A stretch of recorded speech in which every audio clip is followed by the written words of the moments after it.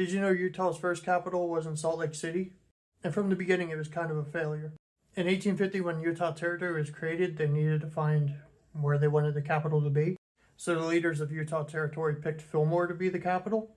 And why they chose it was pretty much because it was close to the geographical center of the territory at the time.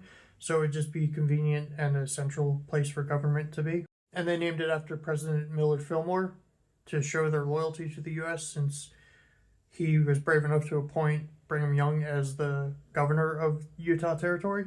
But there was a major problem that they had, which was nobody pretty much lived there.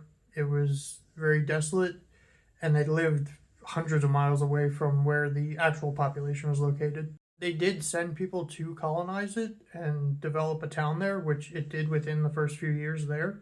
But it was too remote, so it was hard to reach, and lawmakers really didn't want to travel there. And it had a tiny population that did have the town grow, but it didn't create a strong economy and a good central location like they thought it was going to. And they also had resistance from the Ute that lived in the area, so that just stopped progress of the town's expansion.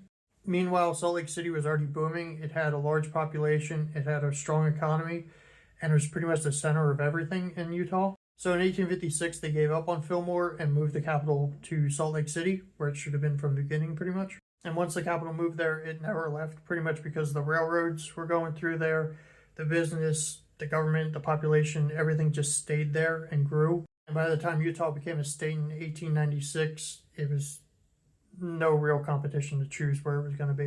Fillmore looked great on paper, but in reality, it just was never going to happen because it was so far away from where their people were. So yeah, that's Utah's pretty much failed capital.